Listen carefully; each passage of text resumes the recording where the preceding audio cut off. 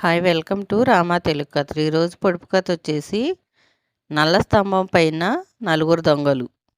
ఈరోజు కథ పేరు మూర్ఖుని స్నేహం. గాంధార దేశ రాజుకు నలుగురు కుమార్తెలు. వారసుడు లేడని చింతిస్తున్న రాజుకు 5వ సంతానంగా మగబిడ్డ పుట్టాడు. లేక కలగడంతో ఆ పిల్లాడిని అతిగారం చేశాడు రాజు. దీనివల్ల యువరాజు పెంకిగా, సోమరిపోతుగా, తెలివి తక్కువవాడిగా తయారయ్యాడు.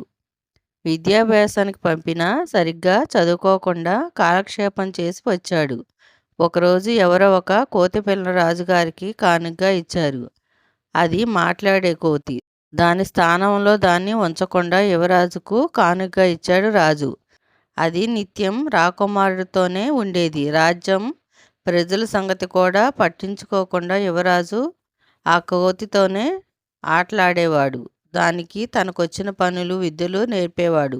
ఒకరోజు దాని చేతికి కత్తి ఇచ్చి ఎలా వాడాలో నేర్పించాడు. అంతేకాదు, నువ్వు నా రక్షకుడివి, నా మీద ఈగ వాలకుండా చూసుకోవాల్సిన బాధ్యత నీదే అని చెప్పాడు. ఇంకేముంది, అప్పటినుంచి కోతి కత్తి తిప్పుతూ యువరాజు వెనక నడిచేది. ఒకసారి యువరాజు గాఢ నిద్రలో ఉన్నాడు. ఓ ఈగ అతడి ముఖంపై వాలింది. కోతి గట్టిగా అరుస్తూ దాన్ని తోలింది. యువరాజుకు మెలకువ వచ్చి ఎందుకు అరిచావంటూ తిట్టి మళ్ళీ నిద్రపోయాడు. ఈసారి ఈగ యువరాజు మోకాలిపై వాలింది. కోతికి ఏం చేయాలో తోచలేదు. అరిస్తే యువరాజు లేచి తిడతాననుకుంది. వెంటనే చేతిలోని కత్తితో ఈగపై ఒక వేటు వేసింది. ఇంకేముంది, కత్తి కాలికి లోతుగా గాయం చేసింది. యువరాజు అరుస్తూ లేచాడు. కోతి విషయం చెప్పింది. కోతిలాంటి ఒక మూర్ఖునితో స్నేహం చేయటం వల్ల యువరాజు అవిటివాడయ్యాడు.